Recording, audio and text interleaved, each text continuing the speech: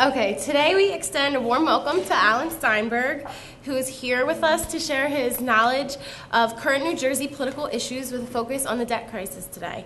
Mr. Steinberg is a successful political strategist and a regular contributor to the Politicker NJ, a website devoted to New Jersey political news.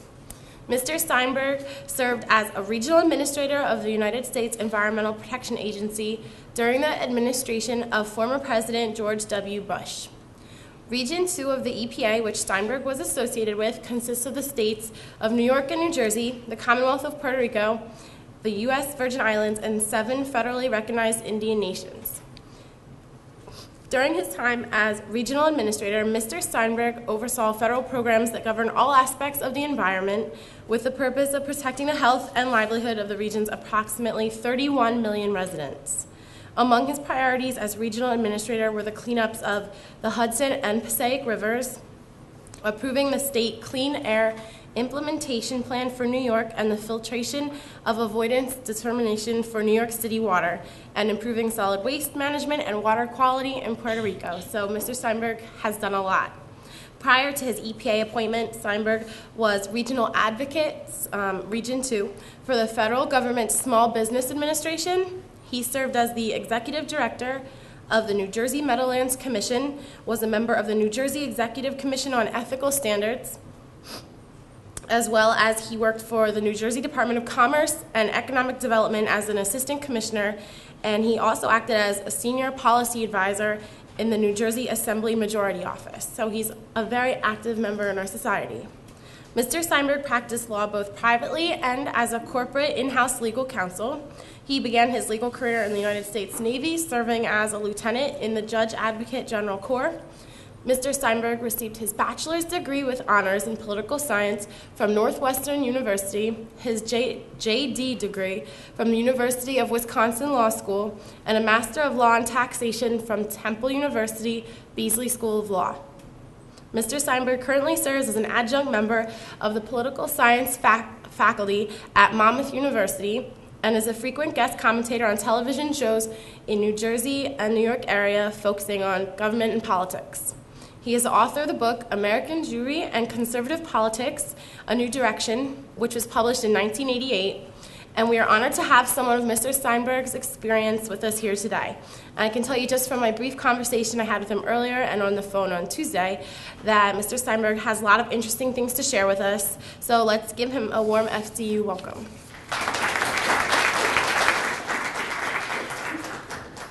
Thank you very much. I'm delighted to be here. I just want to make a few personal mentions while I'm at it. First of all, it's great to be here with my good friend Peter Woolley. And I want to talk about that from this vantage point. Peter has become a definite player in New Jersey politics. And he is one of several people who is a worthy successor to one of my dearest friends in New Jersey government and politics, the late Steve Salmore. Steve, for many years, was the head of the Eagleton Institute, and he played a role with Peter on the FDU PublicMind poll. And you can see from Peter's appearances continuously on television in New Jersey and the role the PublicMind poll plays, that he is a person who really influences the discourse in politics in New Jersey.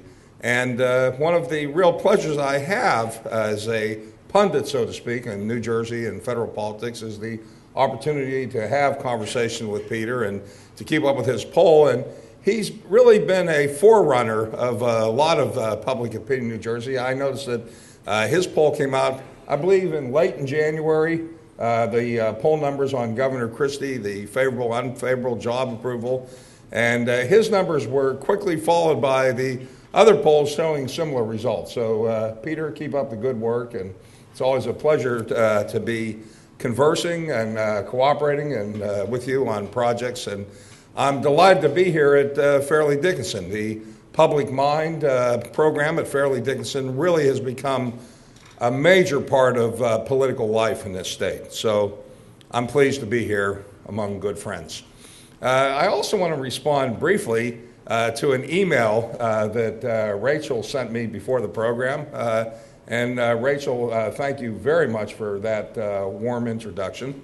What was interesting is Rachel had a few questions for me, and I took humorous note of one of them. She said, how did you ever get involved in politics, first of all? Well, that's a funny story because outside of my religion and my family, politics is the great love of my life. It's parallel to something that Vince Lombardi once said. Vince Lombardi is one of my true heroes of life.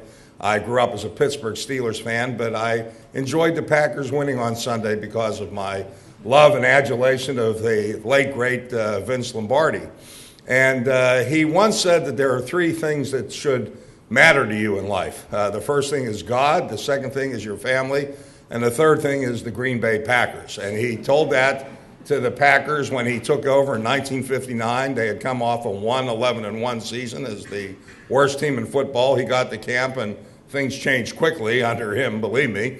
And he listed those as his three priorities. And in my life, very similar: religion, family, and politics. But that actually started in a rather freakish way when I was about 4 years old, because my wonderful mother was encouraging me to read early, and one of the first books I read was called The First Book of Presidents. Remember, they used to have, I'm an old man now, so I remember when they had the first book of this, the first book of that, and I had the First Book of Presidents. And I had one of these books that my mother got from a bank, and it was a book that had all the presidents listed and their wives listed, how many kids they had. And I even remember the insert. It was from I was born in 49, but this was a book she got a couple years later that had the candidates in the 1952 election: Dwight David Eisenhower and Richard Milhouse Nixon, a young-looking Richard Milhouse Nixon, and the Democrat candidates, Adlai Ewing Stevenson of Illinois and John Sparkman from Alabama, as the vice presidential candidates. So here I was, a 4.5-year-old kid reading all this stuff. And my father was embarrassed by all this. You know, that's not what he wanted his son to be. He wanted his son to be Babe Ruth. I ended up being the worst young athlete in the history of Western Pennsylvania. But anyway, so my mother was just thrilled that I could memorize the presidents, memorize who their wives are, watch the news. It was embarrassing when I was staying at my cousin's and the maid came over to the house. I was actually reading the obituary pages, which was an embarrassment to the family. But I knew all this stuff about presidents, and I got to watch the first convention I ever watched in 1956 on television. That's when Adlai Stevenson was renominated along with Estes Kefauver. The thing I remember with him is he wore the coonskin cap like I had one from Davy Crockett with the Davy Crockett craze. So anyway, my father didn't want me into all this. He wanted me to learn about baseball. And my uncle said, yes, you've got to learn about baseball. So they got me books on baseball and football. I ended up being a pro football fan before it became popular. So I started following things in my hometown of Pittsburgh, like the Pittsburgh Steelers, the Pittsburgh Pirates. And all of a sudden I was demanding that they take me to baseball games and football games. So as a result of my father's insistence on rivaling my mother's encouraging my love of politics, I ended up costing my family a fortune in terms of taking me to baseball games and football games and buying me books about politics and sports. But again, my love of politics started very early. And I will say this in a very serious vein. Any of you students out there, politics is a calling. You have to love it in order to do it.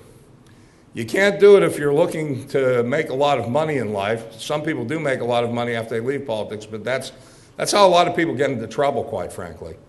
Because if you're going into politics and looking for it as a way to expand your wealth, that often leads one into corrupt activity, which is not a great pursuit in life.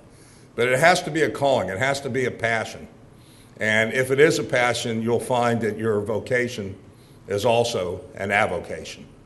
So for the students out there, I encourage you to pursue your political dreams and never give up on them. It was interesting. I didn't really get into politics full-time. I always loved it. But I didn't really get into it full-time until I was 42 years old. I had missed out on the opportunity of joining the Kane administration in '81 because I was living in Camden County, New Jersey at the time, and there was a rivalry among various factions which made it difficult for Governor Kane, who became one of my dear friends in life, to give me an appointment that time. And I was a corporate counsel for a council in New York whose chief customer went into bankruptcy, so they eliminated my job.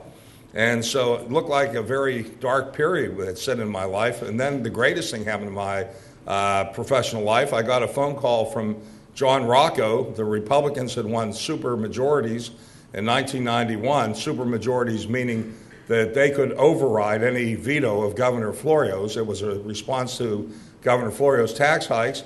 And he said a gentleman named Chuck Hyde-Tyan, who was the Speaker of the Assembly, was looking for a senior policy advisor. Well, I got the job. I was making half the money I had made as a Manhattan corporate lawyer, and I was loving every single day of my life. All this was happening when I was 42 years old. When most people had achieved their primary success in life, I was just getting started. And it led to all the great things that happened in my life, becoming Assistant Commissioner of Commerce in Governor Whitman's first term, becoming the Executive Director of the Meadowlands Commission in her second term, and ultimately I achieved my career goal under President Bush, which was becoming the regional administrator of Region 2 EPA, which was as far and as high as I could have hoped to go in life. Which leads to the second question Rachel had. What was the thing I enjoyed the most about working for President Bush and being in politics? This is a little egocentric of me to say this, but the most fun is watching yourself on TV. It really is. And it's good if you have a wife that says, well, that's fine, go take out the garbage. You need that. You can't take yourself too seriously. And you have to realize that all this comes to an end someday. The day I left Region 2, and I had a lot of success at Region 2 EPA as administrator, I was there with my son. They gave me a going-away party. I worked with wonderful people, and I stepped down the same day that President Bush left the White House and President Obama was inaugurated. I'll never forget my son saying to me as we went out the doors, he said, "Dad, you're like a retiring athlete. You never go back. You're like Ted Williams hitting a home run the last time at bat. And when you leave government and when you're leaving with success, you never go back." And he was right, and I thought about that a lot watching pro football this past season. I could have been the Brett Favre of government. Once you're successful, you don't go back. So my life in politics today, I do government affairs consulting, which I enjoy, people dealing with government.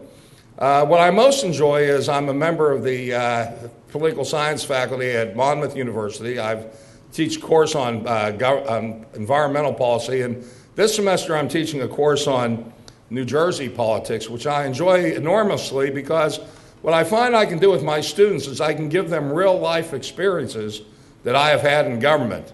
It's not just what they're reading in a book. And I don't want to disillusion my students either. I want to encourage them to go into government, but I can tell them the way things really are. And that way I think I can impart and maybe inspire a new generation of people. So that's what I'm doing right now, and this is what I call my senior statesman phase of my life in politics, and I'm enjoying it enormously, just as much as I enjoyed the good years. And now I can watch myself on TV when I'm on as a pundit, and my wife can still tell me, "That's great, I've seen you enough, go take out the garbage." My topic today is very timely. My topic today really was on the news yesterday when you all saw that New Jersey's bond rating has been downgraded. And the topic is the politics of the state debt crisis and pension crisis.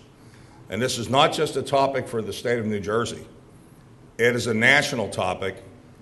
And my prediction is in the presidential election of next year, 2012, it's going to be an issue that I think that in the presidential election of 2016, it may be a bigger issue. It may be one of the three top issues, particularly if, as I think, at this point I think President Obama is likely to be reelected. And in 2016, it will be a race among non-incumbents. And I think the issue of debt crisis and what the federal government should or should not do may be one of the two or three top issues in that presidential race. And it's become an issue because of the usual problem in government. There is no such thing as a free lunch. Everybody wants the services that government provides Nobody really wants to pay the cost of those services. That's not rocket science. That's the way it is. But the problem is people used to want new programs.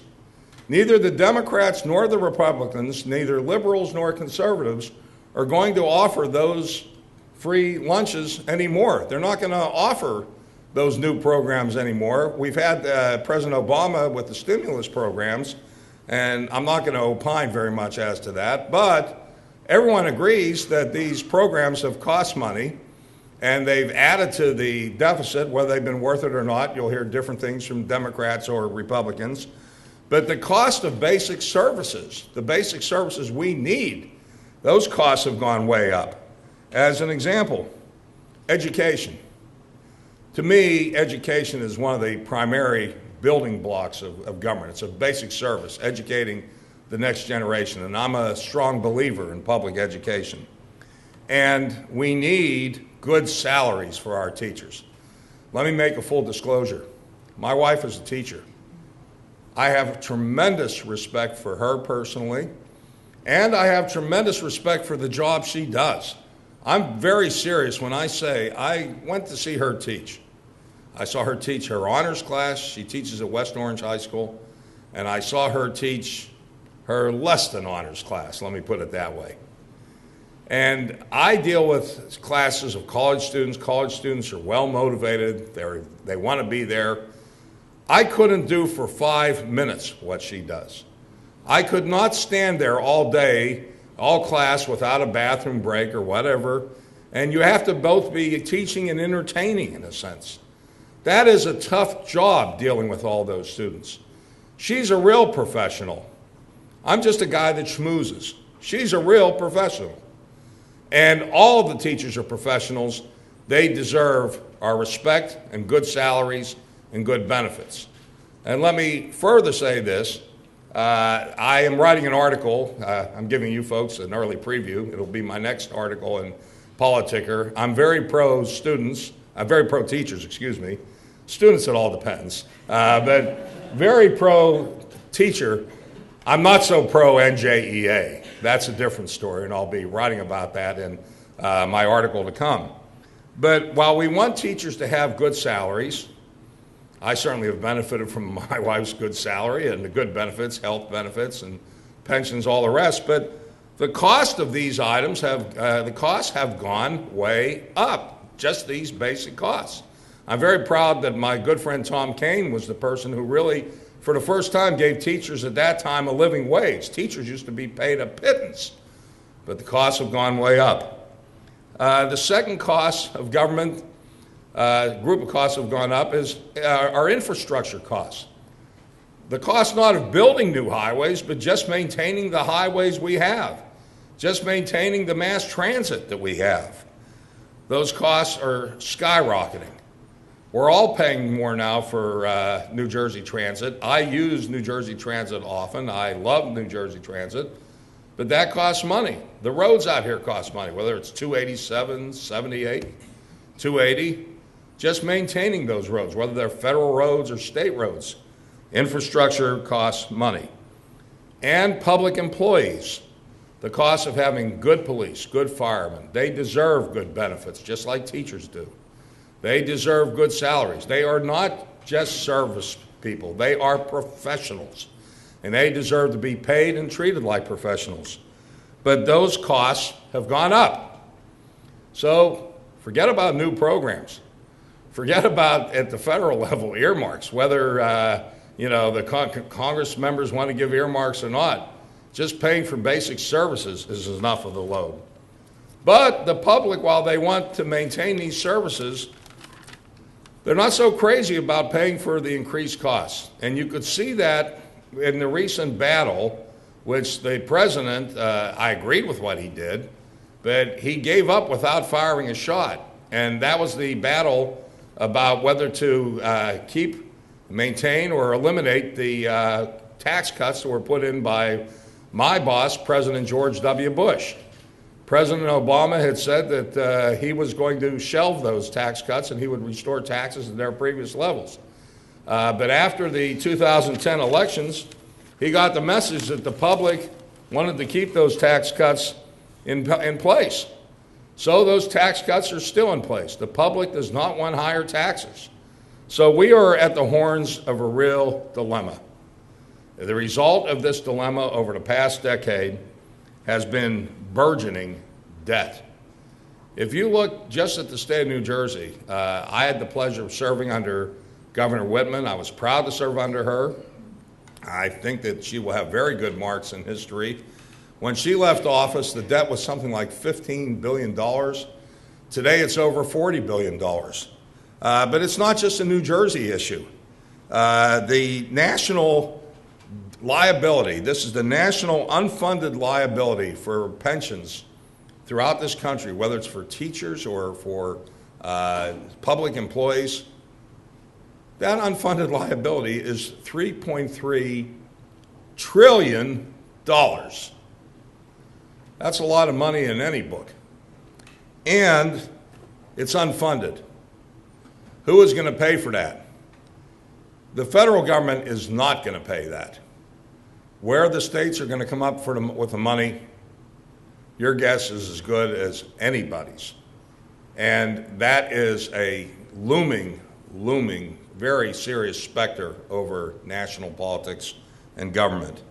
In the state of New Jersey, just looking at our problem here, we have a $53.9 billion unfunded liability for pensions. In terms of the shortfall, the money we're going to need to fund health benefits for teachers and for public employees, it's $66.8 billion. There was a survey taken by the Kellogg School of Business at my alma mater, Northwestern University, in terms of pension availability of money to pay pensions. And they found that something like 10 states, including New Jersey, are going to run out of pension money by the year 2020. New Jersey is going to run out in 2018. And by 2030, all but something like 3 or 4 states are going to run out of pension money. This is a national crisis, my friends. And again, the question is, the free lunch is over. But that's just pension and salary money. But the other question is other kinds of infrastructure. And this is an issue that I was dealing with day to day at Region 2 EPA. We take clean water for granted. When people are running for mayor and council or school board in your localities, they're running it so they can brag, I got a new school for our town. I fixed up that road. I got more money from the state government so that our road is fixed. I don't know if any of you have ever heard your candidate for mayor or council run and boast about how he or she fixed up the water lines. Well, maybe you have. I'll be glad to hear it. I'm an environmental person. I'd love to hear that. But I don't hear of that too often because people tend to think that clean water is, they take it for granted. But do you know that in terms of what we need to fix up the pipes and the infrastructure for water in this country, the amount of money that will take is something like $460 billion. Now, Jim Florio is a very good personal friend of mine. It's funny, when I was working for Chuck High-Tyan, I was always throwing verbal rocks at him and the people serving under him. And after it was all over, we were like guys on 2 different football teams. We got to be good friends. And from time to time, I have dinner with Jim, and he's going to go down in history as one of New Jersey's better governors, I believe. But we still have different perspectives on issues. So I invited him down to Monmouth to give a program, and I said, Governor, I always call former governors governor. I feel they deserve that respect. I said, you know, Governor, we have this need for water infrastructure in this country. And the problem is, I mentioned to him the same thing I mentioned to you. I don't hear people running for local public office talking about how they're going to fix up the water pipes in their infrastructure in their communities. And his response to me was, well, Alan, this is why we need the federal government to take over paying for all these local needs. And he wrote an article for politickerNJ.com that said that. And he said that this could be financed by a value-added tax, or a carbon tax. Now, I disagree with him, but whether I disagree with him or agree with him doesn't really matter. But whether one agrees or disagrees with former Governor Florio, and he's a brilliant guy, it's not going to happen. People, members of Congress, given this political climate, whether one feels we should or shouldn't, they are not going to vote for new taxes. It just isn't going to happen. So when you have more expenses and no new money, you got a bigger deficit, you've got a bigger debt. What happens when you in your home, when either the husband or wife is out of work, not bringing home the money, your electric bills are going up, your tax bills are going up, you still have to pay the mortgage, maybe your kids are going away to college, what do? Well, many Americans have chosen to file bankruptcy. And for individuals, bankruptcy often does, at least temporarily, solve the problem. But the question is, are we going to allow states now to file for bankruptcy? And that is one of the major items being debated in the Congress of the United States. And I want to talk about the politics of that issue for a few minutes now. Because if states are allowed to file for bankruptcy, what you basically would have would be a situation where states could go into court, file for bankruptcy, and get discharged from certain obligations. They could get out of union contracts with their state employees. They could have their pension plans rewritten so that retirees like me would be receiving less. I started getting my state pension in December. My wife has to wait a few years to get hers. She's not too happy about that, but I don't bring the subject up. I like having a good dinner at home. But at the same time, states could get out of some of these pension obligations, get out of some of the union contracts, and rewrite their bond obligations. Now, but let's talk about the politics of this. Federal government is going to find itself pressed to do something about the debts that states have, the pension obligations that states have. In some ways, we in New Jersey have a worse problem than the state of California has. And I'll tell you why. In California, the pension obligations for municipalities and school districts are all localized. If you have a school district or whatever it is in California, a municipality that is going broke, they can file under Chapter 9 for bankruptcy. And this happened actually in Orange County, but and this was a point that was made in an article I'm going to talk about in a minute. But Orange County was able to bring itself back to solvency in a few years, and the pension plans were rewritten, but it didn't affect everybody else in the state because of the localization of some of the municipal and local pension obligations. In New Jersey, for example, for the teachers are funded for their pensions by the state. It's done on a statewide basis. So the obligation to pay teacher pensions is not on the school districts, it's a statewide obligation. So if the deficit, if the shortfall gets worse and worse, it would be the state having to file bankruptcy, and the consequences of that bankruptcy, as I'll talk about in a few minutes, would really be enormous. Now, in terms of the politics of the issue, what we have heard are various Republican proposals that would allow states to file bankruptcy. And President Obama certainly would veto any of these proposals because President Obama is supported by teachers' unions and public employee unions. They're very important constituencies for the Democratic Party. He cannot tell them to go jump in a lake. He can't do that. Understandably, he would veto such a bill. And these unions oppose bankruptcy because they don't want to see, number one, the fact that their contracts with state governments could be voided and rewritten to their detriment. Number two, even if the states that they are negotiating with, even if the states didn't file bankruptcy, the very possibility of filing bankruptcy would give the governors negotiating these contracts, extensions of these contracts, enormous leverage. So definitely, like the National Education Association, the various unions like New Jersey, the Communications Workers of America, they're going to be opposed to any law allowing state governments to file bankruptcy on behalf of their states, and President Obama would veto such a law.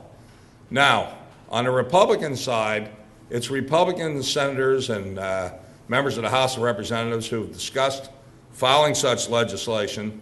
There is one prominent Republican who is opposed to states having the right to file bankruptcy, and that Republican is Eric Cantor. He is the majority leader of the House of Representatives. Now, there's another factor on the Republican side that is interesting. Republicans, it's generally assumed, although I don't know how true this is anymore, usually most of your major players in the financial industry, for example, in the municipal bonds, state bonds, usually financiers of this sort in the past have tended to be a Republican. However, my view and the view of many, I'm not an expert on finance, my expertise is in the area of politics, but experts on finance I've talked to, I've asked them, if states are allowed to file bankruptcy, and let's say the state of New York ever filed for bankruptcy, which means that the bondholders of the state of New York bonds, their value of their bonds would be reduced to junk. I said, don't you think this would have a spillover effect on the bond market of other states? And they have said, absolutely that would be the case. That means that state bonds throughout the country would be downgraded. Look, you heard the news about the downgrading of bonds in New Jersey yesterday. They were just downgraded from something like AA to AA minus. That very downgrading in New Jersey means that the state of New Jersey is going to have to pay a higher interest rate when it goes to borrow money. And that's going to be putting some pressure for maybe additional taxes in New Jersey. I'm sure Governor Christie will resist that and he won't raise taxes, but future governors may have to. But can you imagine if state bonds were downgraded all over the country? The pressures on state government, when state governments have to borrow money, in terms of the interest rates they would have to pay, would go up enormously. And that would be higher taxes throughout the country. And not only that, wealthy people who have municipal bonds and state bonds in their portfolios would be significantly impacted. And brokers, people who sell municipal bonds, state bonds, they would find themselves in difficulties also. And since many of these people are Republican, although not to the percentage and extent they used to be, they would probably be in opposition to the passage of federal legislation allowing states to file bankruptcy as well. So the politics of this issue gets a little complicated. I expect this issue to be discussed by President Obama. At this point, it's way too early to figure out who his Republican opponent may be, but I expect that his Republican opponent will probably discuss the issue. And it's interesting, an article just came out in the Los Angeles Times a few weeks ago that was written by Newt Gingrich, former Speaker of the House of Representatives, who will be a candidate for president. I don't think he's going to get nominated. He has a lot of baggage he's acquired over the years.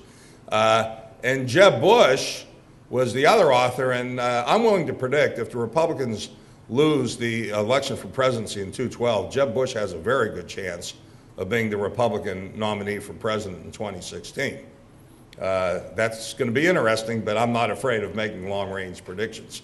But Jeb Bush was one of the co-authors of this article.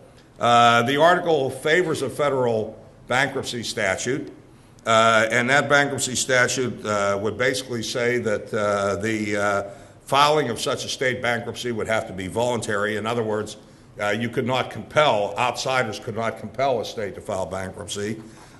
Secondly, that a bankruptcy would allow, as I said before, a state to void its union contracts and rewrite them. Thirdly, it would allow the state to rewrite its debt obligations and other obligations such as pension plans. Fourth, it would have to be consistent with other aspects of federal bankruptcy law. And finally, the bankruptcy would have to be initiated under certain procedures. For example, the governor would have to sign off on a bankruptcy, and you might require the state legislature to have to sign off on it also.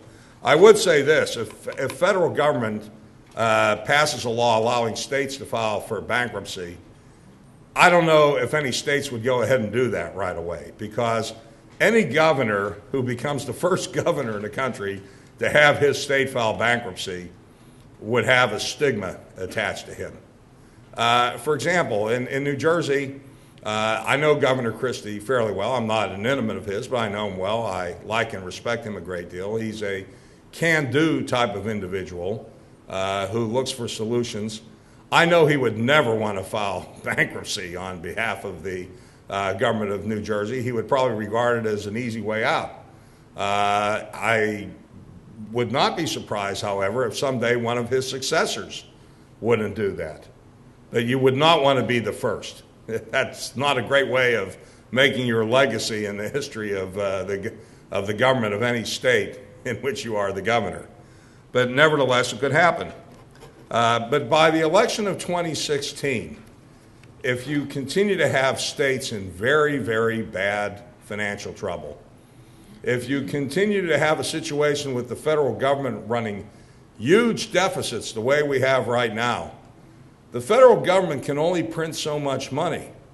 If we start to print money to cover $3.3 trillion shortfalls, we're going to have an inflation in this country that will rival the worst inflations in history. Maybe not as bad as the German inflation in 1923, but it will be a really bad inflation.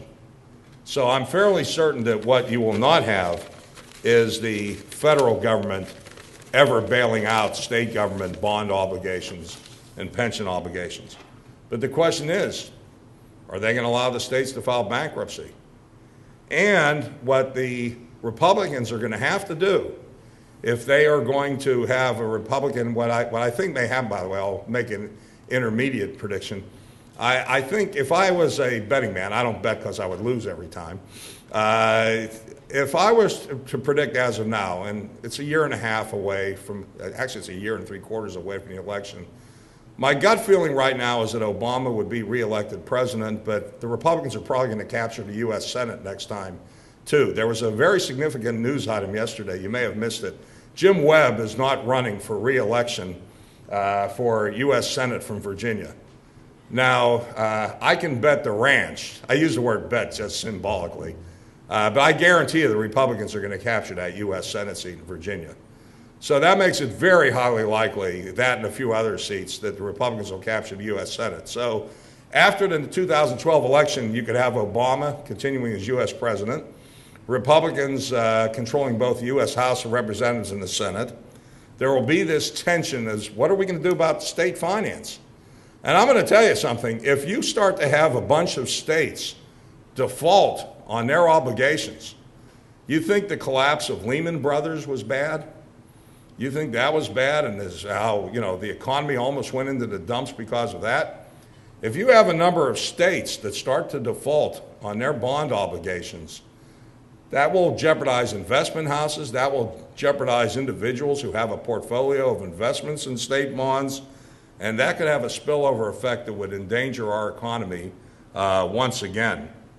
Now, for the Republicans to be able to pass any bill in the Congress that would empower states to file for bankruptcy, what they would have to do is somehow calm the fears of people in the investment community that this would totally kill the ability of states to issue bonds in the future, and that will not be an easy task. Now I'll go on to the next topic, and that is the next part of my presentation, and that is the situation with the current state crisis in pensions here in the state of New Jersey. Governor Christie has emphasized, in addition to his state budget presentation, which he'll give February 22nd, he's emphasized a three-part agenda for this coming year. One part's education reform, second part is property tax, and the third part is pension reform. Now, education reform will be an important legacy for the governor. Property tax is going to be the key to his political future, because that's the issue, and Peter can verify this when he polls on issues, but property tax is the issue that most New Jerseyans are the most upset about, and that's where they're looking for results. But in terms of his long-term legacy as governor, I think that pensions are the big issue, because they've got to stay. The state of New Jersey is broke. And he has said that. He's been very forthright and honest about saying that. And how successful he is with dealing with that crisis will really determine his place in the history books of the state of New Jersey. Because even if he solves the property tax problem for the time being, one of his successors could go the other way. But whatever he does on pensions will set the standards for the future. And he has proposed various measures, one of which is to raise the pension age to 65. Right now it's 60. Also, a few years ago, and this was a very irresponsible thing, I can say that because it was done by my party, the Republicans, and I thought it was irresponsible of my party to do this. It was done after Governor Whitman left as governor. It was done by the interim governor, DeFrancisco, and that's when they had a 9% increase in the level of the pension payments. I thought that was ridiculous. It was done to help a certain state senator running, Senator Inverso, who was running for re-election in Mercer County, and it had a very bad long-term effect. Well, Governor Christie quite rightly wants to eliminate that increase for future pension recipients. I think he'll be successful in getting that. I think he'll be successful in getting the pension, increase the age of retirement to age 65. But the other thing he wants is on health benefits. He wants the he wants pension recipients to pay 8% of their salary for pensions instead of the current 5%. And he wants people getting health benefits, the teachers, to have their contributions significantly increased to something like 30% of the cost. At the federal government level, they're paying 34%. Will he get all of those changes he wants? I think he has a good chance of getting that. Senator Sweeney is the Democrat president of the Senate, a very able leader. Sheila Oliver is the Speaker of the Assembly, but she has been involved in this for a lesser period of time. Steve Sweeney has really achieved a lot of his success in public life because of support that he got from unions. So he can't tell the public employee unions and the teachers unions just to go jump in the lake.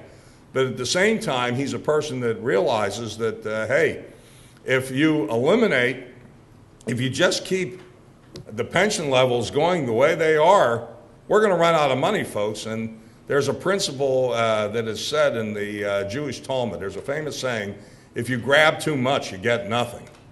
And that very well could be the case there. So he realizes that reforms are going to have to be made. What Sweeney is asking for is something that Christie will have a hard time doing. Last year, Christie skipped the annual payment of about $3 billion into the pension fund for one reason. He could only make that payment if we increased taxes. If we increased taxes in New Jersey, that would have done the economy a significant amount of harm at a time where we can't afford it. Furthermore, he took the position that he wasn't going to make any more payments into the pension fund until the reforms he wanted were granted. And Sweeney is saying, hey, you're going to have to make a payment into the fund. I know that State Treasurer Aristoff has said that some payment will be made. The amount of that payment we'll find out on February 22nd when the when the budget is introduced. Now, what Christie has going for him, what Governor Christie has going for him was out in a Quinnipiac poll today. Unions aren't very popular now. Teachers are very popular. The NJEA and the state workers unions didn't do too well in this poll. So if Christie says, hey, I'm not going to give it into the unions, that should play out fairly well for him. So he does have leverage there. So the outcome of these fights in New Jersey over reforming pension obligations, that will be a huge factor in determining Governor Christie's legacy for the future as to what success he had from saving the state of New Jersey from going broke. But also, it may set an example for the entire nation, because this problem of state debt and state pensions is one that is a crisis facing our entire country. It will have to be dealt with by governors on the state level and national administration. At this point, I've done enough talking. I'll stop talking, but I'll be glad to answer any questions you may have. Thank you.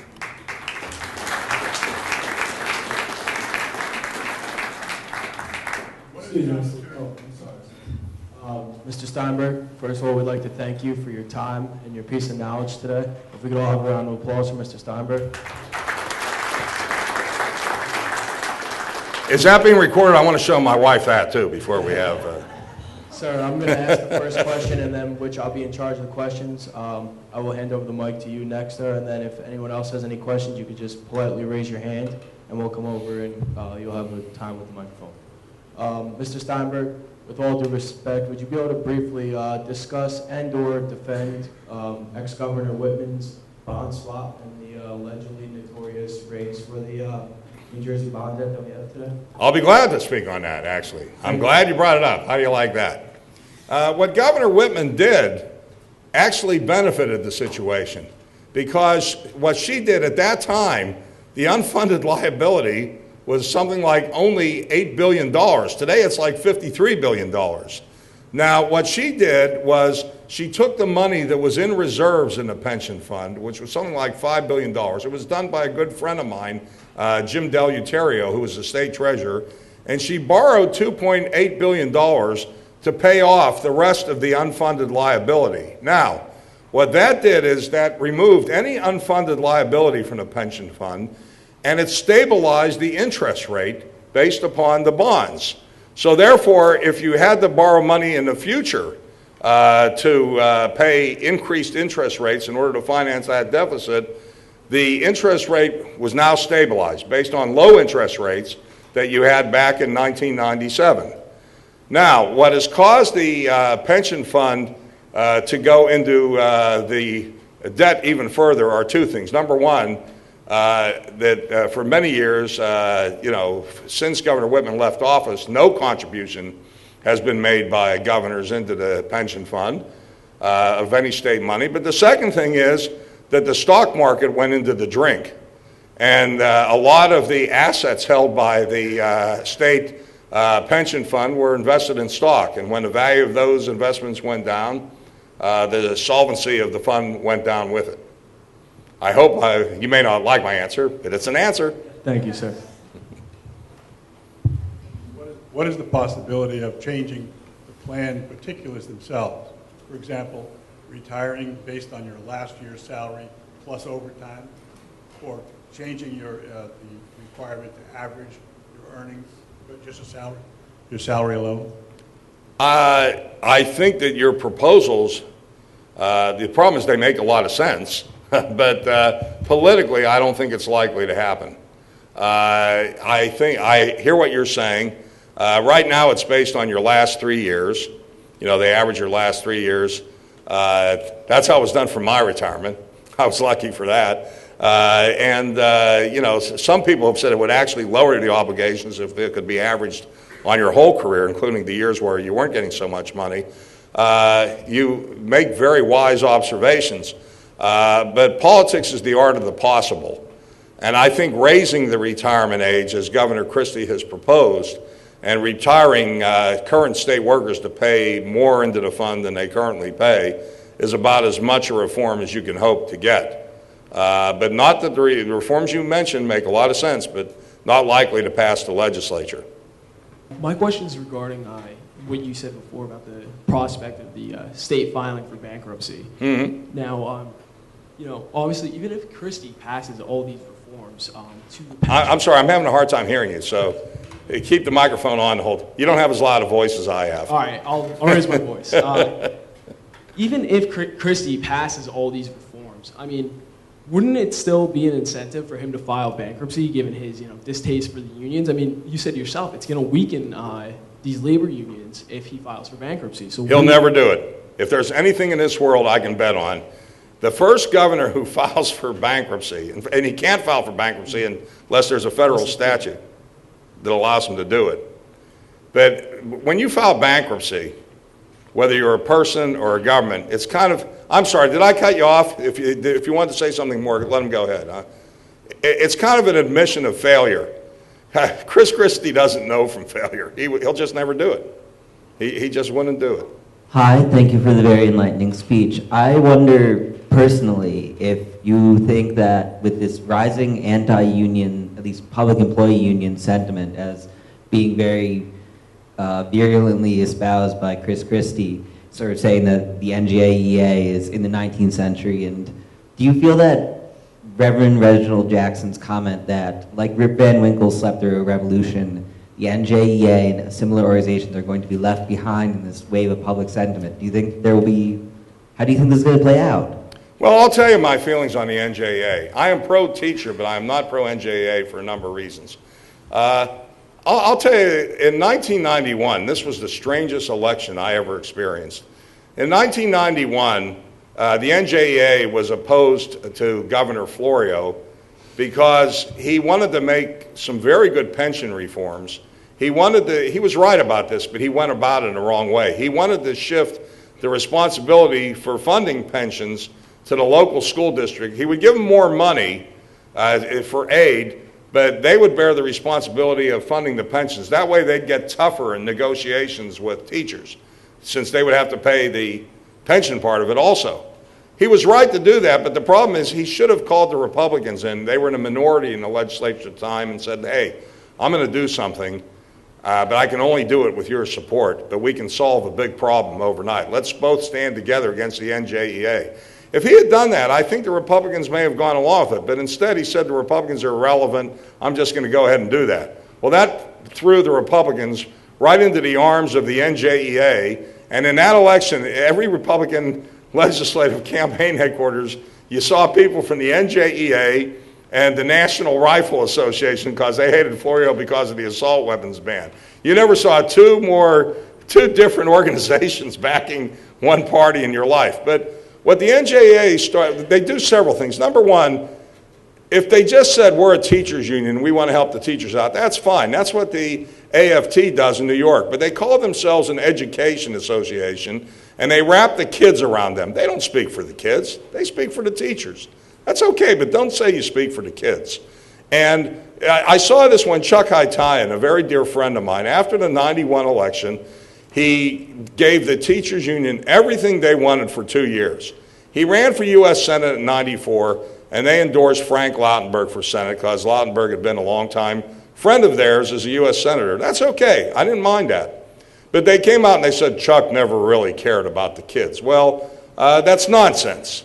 That's number one. Number two is they go too far in their rhetoric. Like when that that union leader from Bergen County last year made a joke about praying for Chris Christie's death. If there was a member of Chris Christie's administration that said he prayed for anyone's death, whether you like Chris Christie, whether you hate him, I'm sure Chris Christie would have fired that person. That person who said that should have been fired. It wasn't enough just to apologize. Thirdly, in 1991, John Lynch, he was not a sympathetic figure, but he was a tragic figure. He was a very able Democrat state senator. Unfortunately, he ended up pursuing a lot of corrupt activities. He went to jail for it. He deserved to go to jail, but he was a very able state senator. And what he said during the years 1989 through 91, he said, look, I don't think the teachers should get salary hikes of 7%, 6%, and 6% when people throughout New Jersey were losing their jobs. So the NJEA endorsed his opponent, which they had a right to do, but they ran the filthiest ads against him, saying that he was involved with organized crime, all kind of outright slander. And when they engage in that kind of rhetoric, it is just plain wrong. And they have a certain arrogance that, and after the 91 election, I was in charge of the education budget. We had a meeting with them. And their leader, Bob Benazzi, comes into a conference that Hytaian was hosting, and we had a 5% hike for most of the school districts in New Jersey. Plus, no school district would lose money under our funding plan. The leader, Bob Bonanza, comes in, he goes, we want world-class schools. Next year, after the election, we can get a tax increase. Well, who made you the state legislature, for goodness sake? So there's a certain arrogance. They end up not helping the teachers. They end up hurting the teachers with that kind of arrogance. And I am no fan of that. And, the way they've conducted themselves, and I think Governor Christie was right to call attention to this, they've been out of line. And there comes a point, like I say, I am very pro-teacher. I am not pro-NJA. That's my personal opinion, but I am not shy of expressing personal opinions. Otherwise, I never would have gotten into politics. I have nice parents who never wanted to say anything controversial, and they were always embarrassed by their son who had opinions on everything. All right, Mr. Steinberg, here in front. Yes, sir. Do you feel there's justice in the concept that the Securities and Exchange Commission fined New Jersey for not listing the unfunded liabilities in the bond offering that they have, and they fined New Jersey some millions of dollars, and in the end, that's only it's only coming out of the taxpayers' pockets. That's not coming out of the people who practice malfeasance, if you will. Mm-hmm. Well, I would agree with you that people who drafted that, I read about the case. You raise a very good point. I don't know exactly how those provisions were drafted in that bond offering, but I think certainly you raise a good point that if anyone deliberately left that out of that prospectus, that such a person should be considered to be subjected to some personal liability for that. I would agree with you that that should be considered, but I'm not familiar with all the facts and circumstances of that particular prospectus. But you raise a very strong point that it's not only the taxpayers who should get hit, but if people are guilty of malfeasance that costs the state a lot of money, that those individuals have to be considered possibly liable as well. So you raise a good point. Thank you, Mr. Steinberg, in the back. My question is that I heard you say about Whitman, borrowing the money, and now she did not pay the state's tax to the pension during that year. And for the last 17 years, every governor after that has not paid anything into these public workers' pensions. I didn't say every one, no. Corzine did make a pension payment one of those years, at least one of the years. 1 year out of 17. Right. Now, mind you, the employees have been paying their pensions every payday. They've been putting it in there with the hopes of getting their pension. Now they're getting to the time where they're going to take their pensions and they're being told, sorry, we forgot to do this and we have no money. Now, somehow it turned around that when Christie speaks, it's always the greedy pension workers trying to grab all that money and take it. The fact that they paid so much into it, and their pension payments were quite high. Now all of a sudden they're told, you're greedy because you want what you put in there, what we promised you for the last 40 years that you worked. Now all of a sudden it's, sorry, it's not there. We have no money. That's his answer to everything. I have no money, sorry. They allowed them not to pay into their pension. So they used it for other things. Now when they need it, they're saying, well, we don't have it. We used that money already. We're using it for our ballparks or something. So tell me, where does this come into helping, why are the public workers the bad guys now, when they were the ones who were paying in all these years, and now all of a sudden they're being told?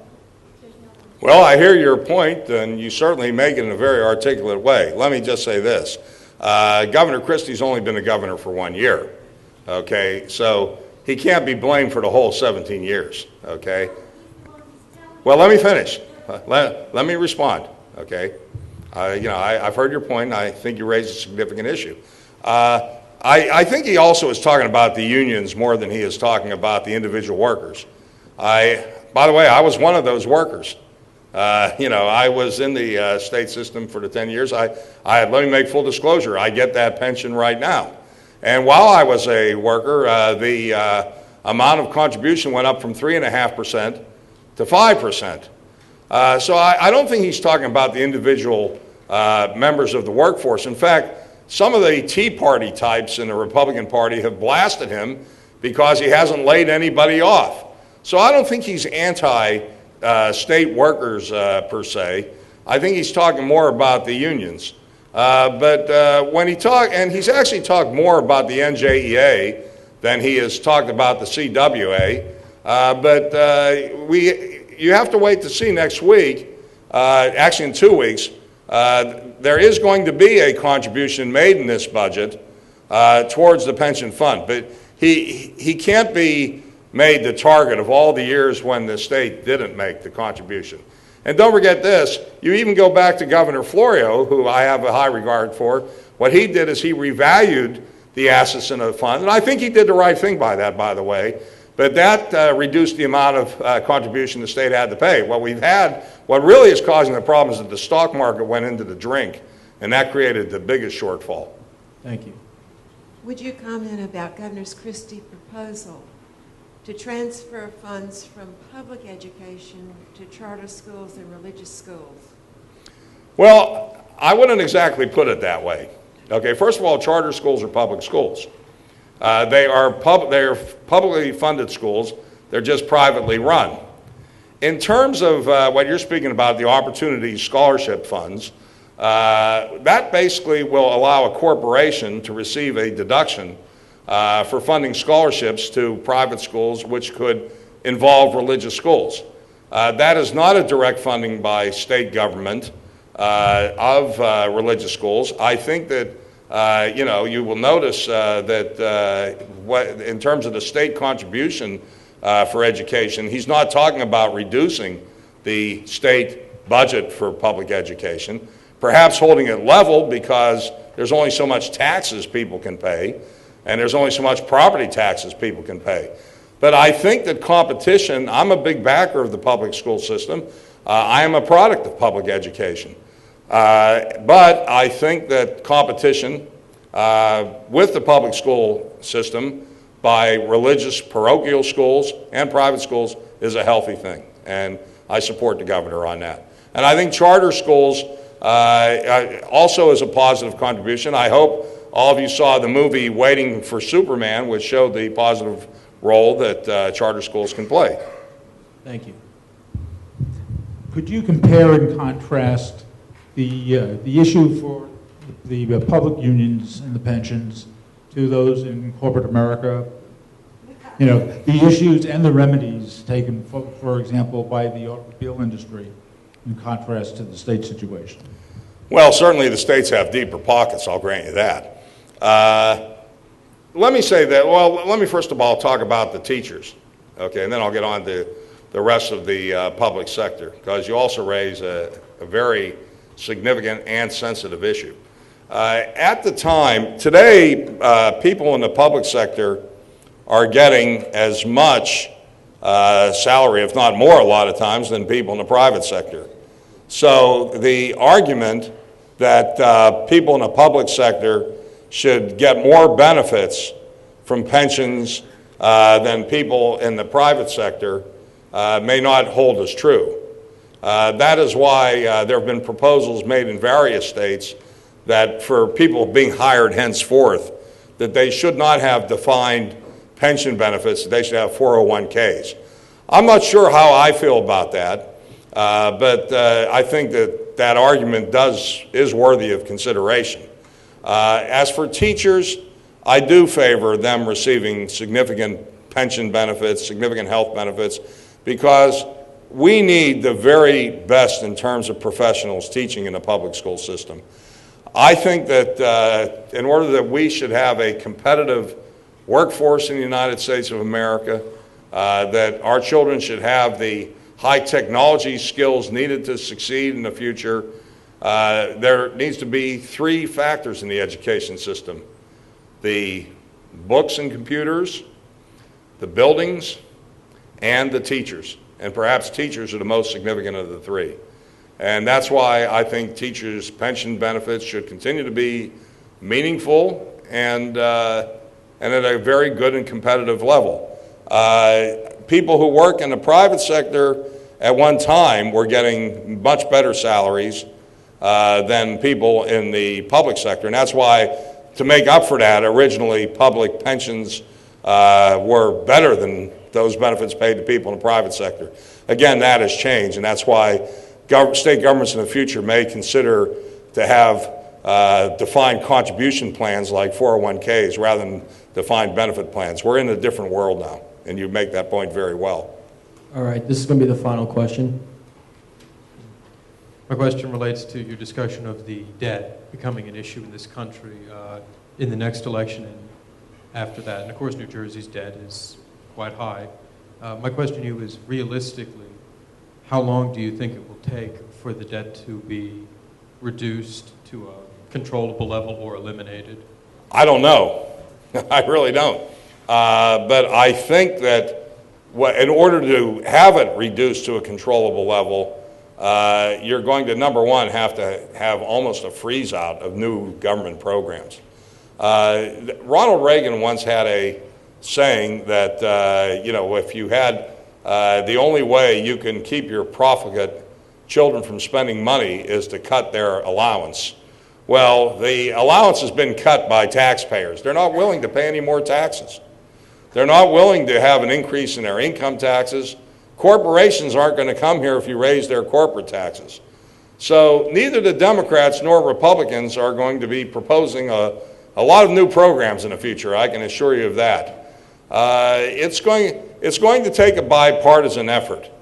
I have to commend both the governor and State President Sweeney and Speaker Oliver. They've had a contentious relationship, but it's not nearly as bad as a lot of people forecast when they came into power. It's going to take continued cooperation. How many years it's going to take to get the debt down, I don't know. But the big elephant in the room, and I don't mean the Republican elephant or the Democrat donkey, the big elephant in the room is the pension crisis. That's got to be dealt with. And I think that both the Democrat leadership in the legislature and the Republican leadership in the governor's office realizes that. And that is a crisis that is with us right now. Thank you. Thank you, Mr. Steinberg. Thank you very much.